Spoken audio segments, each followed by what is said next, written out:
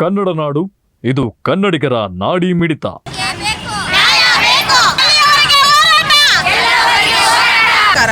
ನಾವು ಸಂಜೀವಿನಿ ಯೋಜನೆ ಅಡಿಯಲ್ಲಿ ಕೆಲಸ ಮಾಡ್ತಾ ಇದ್ದೀವಿ. ಕೆಲವಷ್ಟು ಜನಕ್ಕೆ ಎಲ್ಲ ಇಲಾಖೆಗಳಿಗೂ ಕೂಡ ನಾವು ಯಾರು ಅಂತ ಕೂಡ ಗೊತ್ತಿಲ್ಲ. ನಾವು ಒಕ್ಕೂಟದ ಅಡಿಯಲ್ಲಿ ಕೆಲಸ ಮಾಡ್ತಿದ್ವಿ. ಅಂದರೆ ಪ್ರತಿ ಗ್ರಾಮ ಪಂಚಾಯತಿಗೆ ಒಕ್ಕೂಟ ಅಂತೇಳಿ ಮಾಡಿರ್ತಾರೆ.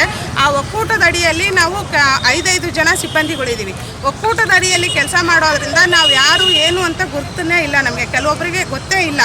ಹಾಗಾಗಿ ನಮಗೇನು ಬೇಕು, ನಮಗೆ ವೇತನ ಕಡಿಮೆ ಇದೆ, ಭಾಳ ಕಡಿಮೆ ವೇತನ ಅಲ್ಲ, ಗೌರವಧನ ಅಂತ ಹೇಳಿ ಕೊಡ್ತಾ ಇದ್ದಾರೆ.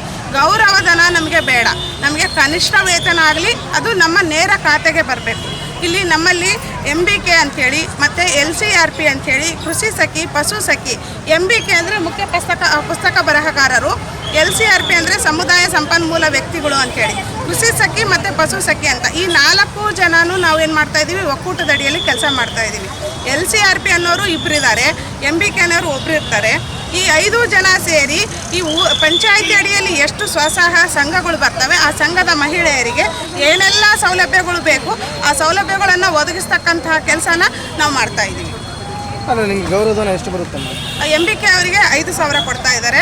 ಅದು ಸಂಘಗಳ ಆಧಾರದ ಮೇಲೆ ಮಾಡ್ತಿದ್ದೀವಿ ಅಂತ ಹೇಳಿ ಹೇಳಿದ್ದಾರೆ. ನಮಗೆ ಬೇಡಿಕೆ ಎಷ್ಟಾಗಬೇಕು ಅಂತ ಹೇಳಿ ನಾವು 20,000 ಕೇಳ್ತಾ ಇದ್ದೀವಿ. MBK ಅವರಿಗೆ 20,000, LCRP ಅವರಿಗೆ 15,000, ಕೃಷಿ ಸಖಿ ಪಶು ಸಖಿ ಅವರಿಗೆ 13,000. ಗೌರವಧನ ಆದ್ರೂ ಕರೆಕ್ಟ್ ಬರ್ತಿದೆ ತಿಂಗಳು ಇಲ್ಲ, ಗೌರವಧನ ತಿಂಗಳ ಬರಲ್ಲ, 6 ತಿಂಗಳ ನಂತರ ಬರುತ್ತೆ. ID ಕಾರ್ಡ್ ಏನಾದರೂ ID ಕಾರ್ಡ್ ಇಲ್ಲ ನಮಗೆ. ಯೂನಿಫಾರ್ಮ್ ಅನ್ನೋದಕ್ಕಿಂತ ಐಡೆಂಟಿಫೈ ಇಲ್ಲ ಸರ್. ನಮಗೆ ID ಕಾರ್ಡ್ ಹಾಕೊಂಡ್ರೆ ನಮಗೆ ಐಡೆಂಟಿಫೈ ಸಿಗುತ್ತೆ ಅಂತಲ್ಲ. ಈಗ ನಾವು ಇದೇ ಇಲಾಖೆ ಅಂತ ನಮಗಿಲ್ಲ ಸರ್, ಯಾವೊಂದು ಇಲಾಖೆ ಅಂತ ಇಲ್ಲ. ಎಲ್ಲ ಇಲಾಖೆಯಲ್ಲೂ ಕೂಡ ನಮ್ಮಲ್ಲಿ ಕೆಲಸ ತಗೊತಾ ಇದ್ದಾರೆ. ಒಂದು ಪಶು ಇಲಾಖೆ ಆಗಿರ್ಬೋದು, ಕೃಷಿ ಇಲಾಖೆ ಇರ್ಬೋದು, ಏನೇ ಒಂದು ಇಲಾಖೆಯಲ್ಲೂ ಕೂಡ ಕೆಲಸ ಕೊಡ್ತಾರೆ ಸರ್. ಮಕ್ಕಳ ಸರ್ವೆಯಿಂದ ಹಿಡಿದು ನಾಯಿ ಸರ್ವೆ ತನಕ ನಮ್ಮ ಹತ್ರ ಮಾಡಿಸ್ತಿದ್ದಾರೆ. ಎಲ್ಲ ಸರ್ವೆಗಳನ್ನು ಮಾಡಿದ್ರು ಕೂಡ ಬರೀ 2,500 ರೂಪಾಯಿ ನಮಗೆ ಸಂಬಳ ಇದೆ ಸರ್. ಎಲ್ಲ ಇಲ್ಲಿ ನಮಗೆ ಕೊಡಲ್ಲ ಅಂತಂದ್ರೆ ನಾವು ಇವತ್ತಿಂದ ಈ ಸೆಕೆಂಡಿಂದ ಕೆಲಸ ಸ್ಟಾಪ್ ಮಾಡ್ತಾ ಇದ್ದೀವಿ. ಸೊ ಜಿಲ್ಲಾಧಿಕಾರಿಗಳಿಗೂ ಮತ್ತು ಅವರಿಗೂ ಪ್ರತಿಯೊಬ್ಬರಿಗೂ ಲೆಟರ್ ಕೊಟ್ಟಿದ್ದೀವಿ. ಇವಾಗ ಇಲ್ಲಿ ಬಂದಿದ್ದೀವಿ ಸರ್. ಇಲ್ಲಿ ಲೆಟರ್ ಗ್ರಾಮ ಪಂಚಾಯತಿಯಿಂದ ಬಂದಿದ್ದೀವಿ ಸರ್. 5 ತಾಲೂಕಿಂದ ಬಂದಿದ್ದೀವಿ. 5 ತಾಲೂಕಿಂದ ಬಂದಿದ್ದೀವಿ ಸರ್. ನಾವು 5 ತಾಲೂಕರು ಇದ್ದಾವೆ. ಕೆಲವೊಬ್ಬರು ಕೆಲವೊಂದು ಕಾರಣಗಳಿಂದ ಹೆಲ್ತ್ ಪ್ರಾಬ್ಲಮ್ ಇರೋದ್ರಿಂದ ಬಂದಿಲ್ಲ ಸರ್. ಎಲ್ಲ 5 ತಾಲೂಕರು ಇದ್ದೀವಿ ಸರ್ ನಾವಿಲ್ಲೆಲ್ಲರೂ. ಈಗ ನಿಮ್ಮ ಮೇಲಧಿಕಾರಿ ವೆಟರ್ನರಿ ಡಿಪಾರ್ಟ್ಮೆಂಟ್ ಅಂದರೆ ವೆಟರ್ನರಿ ಡಿಪಾರ್ಟ್ಮೆಂಟಾಗೆ ವರ್ಕ್ ಮಾಡಬೇಕು, ಒಕ್ಕೂಟ ಮಾಡಬೇಕು. ಪಂಚಾಯತಿ ವರ್ಕ್ ಹೇಳಿದ್ರೆ ಪಂಚಾಯತಿ ವರ್ಕ್ ಮಾಡಬೇಕು, ಪಂಚಾಯತರ ಆನ್ಲೈನ್ ವರ್ಕ್ ಹೇಳಿದ್ರೆ ಅದನ್ನು ಮಾಡಬೇಕು, ಪಶು ಇಲಾಖೆ ಹೇಳಿದ್ರೆ ಪಶು ಇಲಾಖೆ ಮಾಡಬೇಕು. ಕೃಷಿ ಸಖಿ ಹಂಗೆ ಸರ್, ಕೃಷಿ ಇಲಾಖೆದಾಗ ಮಾಡಬೇಕಾಗಲಿ, ಪಂಚಾಯತಿ ಅದು ಮಾಡಿದ್ರೆ ಯಾವುದಂತ ಮಾಡ್ಬೇಕು ಸರ್. ನಾವು ಕೊಡೋದು ವೇತನ ಕೊಡೋದು 3,750, 3,000 ರೂಪಾಯಿ ಚೈತು ಸರ್ ವೇತನ.